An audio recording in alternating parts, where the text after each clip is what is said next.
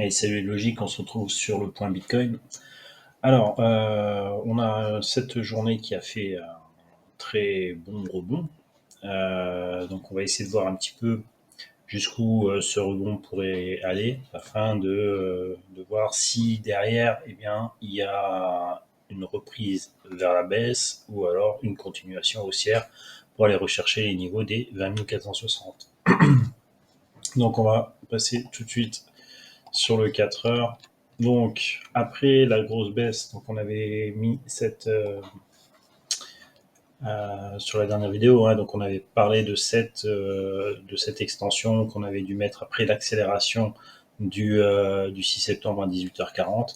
Donc on est revenu chercher nos zones, donc ici, sur notre plan qui va jusqu'au 9 septembre. Eh bien, les zones de la target E à 18 721 donc, et l'extension 2N à 18 464. Donc c'est un petit peu entre ces deux eaux là que le marché s'est arrêté et a fait un rebond direct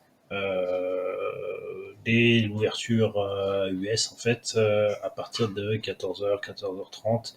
Eh bien, on est reparti à la hausse. Donc demain, il devrait y avoir une autre volatilité quand même, enfin, une bonne volatilité parce qu'il y a quelques annonces au niveau BCE.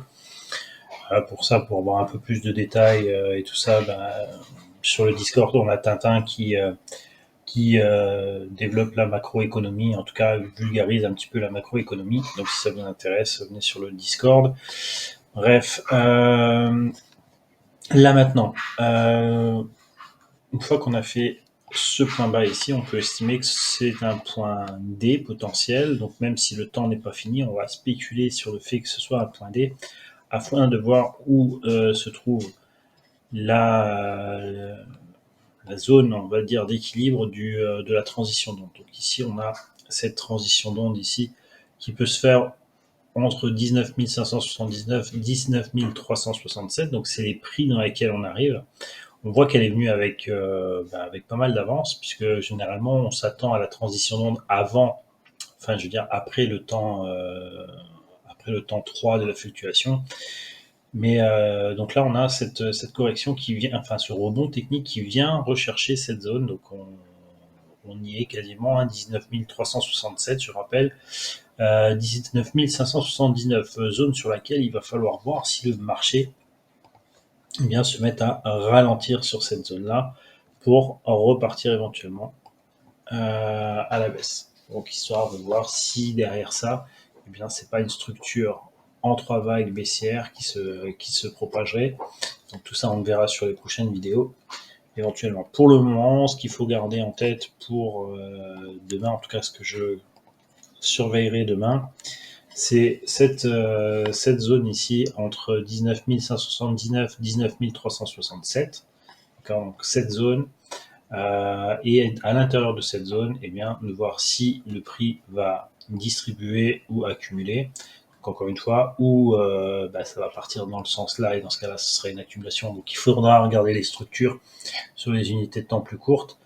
Voilà, pour le moment, si on regarde sur le 7 minutes ici, eh bien, il n'y a pas encore de ralentissement. Je rappelle que quand on parle d'une absorption de l'offre, de la demande, donc ici on est à la hausse, d'accord, donc on cherche à absorber la demande. Donc on va rencontrer l'offre à partir du moment où on va avoir un croisement ici, le Kumo qui va se mettre à plat, le Kumo qui va s'aligner avec la Kijun-sen, on va avoir quelque chose qui va commencer à croiser au niveau du Kumo. Et ici, on va avoir un momentum de baisse. Donc, ce qu'il faudra faire quand même encore un petit peu attention, c'est au cycle de poussée.